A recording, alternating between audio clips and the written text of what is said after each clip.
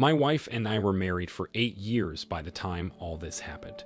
She was the 4th grade math teacher at the local middle school.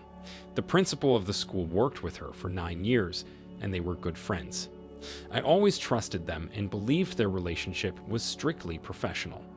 My wife was a teacher for so long, I never expected her to do anything to jeopardize her career. Maybe she didn't think anyone would ever find out what she was doing, but that's a stupid thing to believe. She forgot her phone one day while she was at work, and I found it in the couch cushions. Although I didn't expect to find anything interesting at all, I started snooping through her phone. I found messages from the principal to her. That wouldn't have been very weird, but I only scrolled a little bit before the conversation took a naughty turn. She'd sent him a picture showing things that were only meant for my eyes. The picture was after he asked her if she was feeling hot for him. The part that broke my heart the most was when he mentioned how wonderful her body felt. The principal was a married man, which made it even more appalling. Their messages went back for a long time. I couldn't even determine when their message chain started. There was a lot of steamy talk that pissed me off so badly. I had enough reading and decided to call Mrs. Principal. She was really confused to hear from me, but I explained I was the husband of the 4th grade teacher at the school where her husband is the principal. She wanted to know why I was calling. This was the hard part. I stuttered and tried to find the words, but I eventually told her I found messages on my wife's phone from her husband. Then I added that the messages implied they had sexual relations. She gasped and started choking on her words while she asked me questions. Eventually, I just told her I would send her screenshots of the proof and her phone number. After she read through a lot of them, she told me she was going to call the vice principal and local superintendent. I braced myself. My wife was going to be in serious trouble.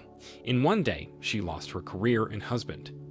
I felt bad for her and me, but I only felt bad for her because I cared about her deeply for a long time up to this point. Who knows how long she hid this from me? I know I certainly didn't deserve it. I remembered my mom convinced me to do a prenup before my wife and I got married, and now I was relieved. It just ensured I would get to keep the house. As soon as I thought about this, I got the first panic text from my wife. She said something weird was happening and she needed to call me in a few minutes. I didn't reply, but it took her 45 minutes to call me. She was crying and I could hear people talking in the background. She said she was called into the meeting room and fired for having too close of a relationship with the principal. I didn't respond too quickly because she wasn't being completely honest with me. I just asked if the principal was fired too, and she said yes. I asked her what kind of relationship they had, and she went silent. She finally asked me if I found her phone. After I said yes, lots of silence followed. That's when I was done playing dumb and told her I found all the messages between the two of them and that she needed to move out of the house today because it belongs to me. I told her that this was all her fault, she did this to us, and now she would have to live out the consequences in her life. She sobbed and told me she was so sorry, among other promises, and anything she could say to try to keep me on the phone. She thought she could use the hook she had in my heart to convince me to stay. She was wrong. I was my own support and nirvana. I didn't need her to function or have a good life. I was not afraid of facing the challenge she hit me with. I didn't need to save her from suffering from the pain either. I had these thoughts as she was rambling over the phone. I told her to shut up and that she needed to come pack up her stuff. I also warned her that if anything was left behind when I got back, it was mine and she wouldn't be allowed back in. I had really inspiring and supportive conversations with my friend at his house while my wife's world crumbled around her. Her and the principal were homeless and jobless now. His wife kicked him out of the house immediately, and he got fired from his job. The whole town knew about their affair, so they instantly gained a reputation as being homewreckers. Last I heard of them is that they both had to move out of state to avoid the aftermath of the disaster they had created. Not a day goes by where I reconsider my decision to leave my ex. The first few nights were hard, but I just absorbed my mind in the things I enjoy the most. My hobby is building model trains and miniature scenery. It is extremely fun and time-consuming. Before I realized it, I had become a sought-after bachelor in town and started dating. I'm still taking things slowly to heal mentally from what I've been through, but since the incident happened, I have experienced some casual relationships with women in my area. Overall, things have turned out pretty great, and I want people to know that leaving a cheating spouse is not as scary as it seems. Wow, OP. I am so sorry you had to experience the surprise betrayal of your wife of 8 years. No one should have to experience this. It is a shame that it happens relatively often in today's world. It's no secret that families are intended to be permanent and survive all trials and temptations together.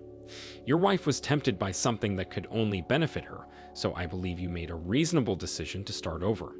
Your story offers hope to our viewers, and I thank you for sharing.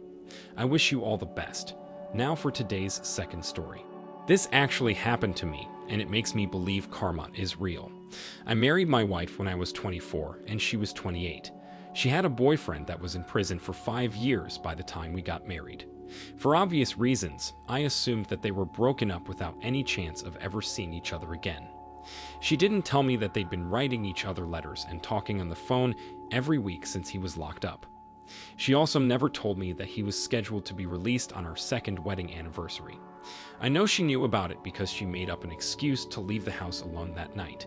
She went so far as to fake a phone call with her mom, claiming they needed help to move something heavy. I was a fool for believing her without question.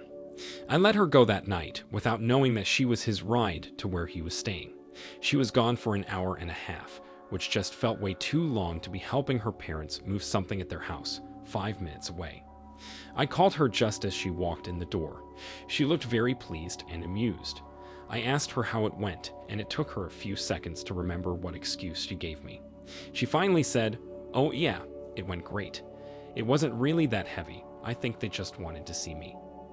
I asked what they talked about, and she just looked at me like that was a weird question. I stared at her expectantly, like it shouldn't be hard for her to answer if she was telling me the truth. She started sweating and stammering.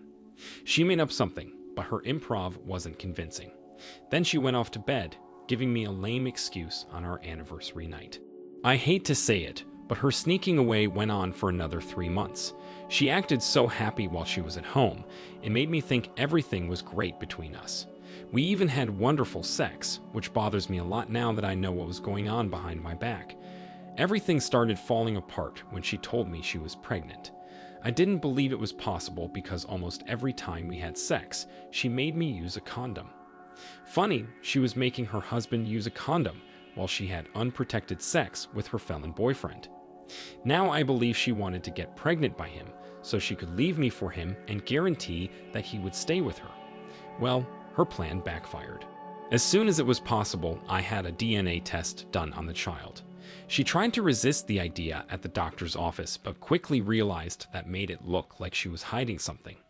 The DNA test came back, and surprise, I was not the father. Now get this, she had the nerve to tell me that DNA tests can be wrong. So while we waited for the second test results, I made her stay at her parents' house. She absolutely hated this. I think she hated it because she tried to move in with her baby daddy and he wouldn't let her. Her parents didn't know anything was up yet, but they wouldn't be in the dark for much longer. I knew she wasn't just going to stop visiting her secret lover, so it was time to follow her. I sat in my running car down the street from her parents' house in 0-degree weather. She got in her car around 9:45 p.m. I followed her at a distance, but relied heavily on the family location app she forgot she had on her phone. She went inside a house with loud music blasting from it. I don't know how many people were in there, but after 8 minutes, I felt brave enough and determined enough to sneak up to the windows. I peeked in and saw several people mingling around. I found a bedroom, but I couldn't see very well through the window. I swore I could hear my wife, but the music was so loud that I couldn't be sure or record it. I went back to the car and waited until she came outside 39 minutes later. I snapped a picture of him saying goodbye to her, but it was really poor quality. I thought it was really sad that he was obviously just using her, and she wasn't welcome to stay much longer than what was necessary. I filed for divorce before the test results came. When her parents saw their pregnant daughter being served divorce papers at their door, they started shitting bricks. My wife was kicked out shortly after that. Her cries and attempts to explain why this was happening just didn't make sense to her parents. They knew she must have had a secret lover who would take her in if she had nowhere else to go. They were right. After they kicked her out, she was picked up immediately by her felon baby daddy.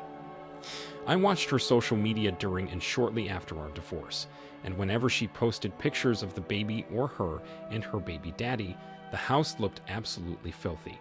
She stayed there until their baby was 3 weeks old.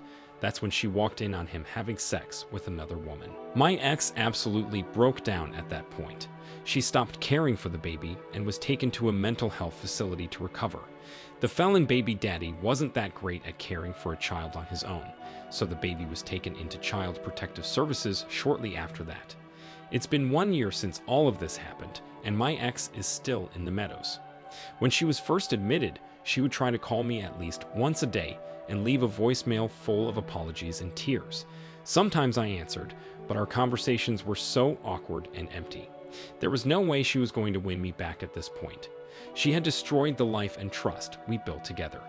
Eventually, she stopped calling me, and all I know is that she hasn't been released yet. I have yet to begin dating again. I feel so relieved to have gotten a chance to recover from the emotional destruction she caused me. I'm building a relationship with myself. I didn't realize it until after I was single again, but I was living each day hating things about myself. That's what I started working on after I left my wife. Self-improvement and self-acceptance. I'm the only one that's gonna be there for me through everything I encounter in life. I'm grateful for my dad and the few friends I have in this world. They helped me through the hard times and abrupt changes. OP, your story is quite shocking. I read a lot of these stories, but I'm always surprised when a wife manages to hide a secret relationship from her husband. I'm so sorry you had to endure the emotional torment that accompanies marital betrayal.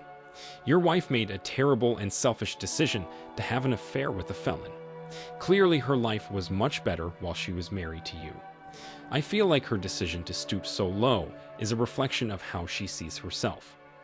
Unworthy and seeking approval from anyone.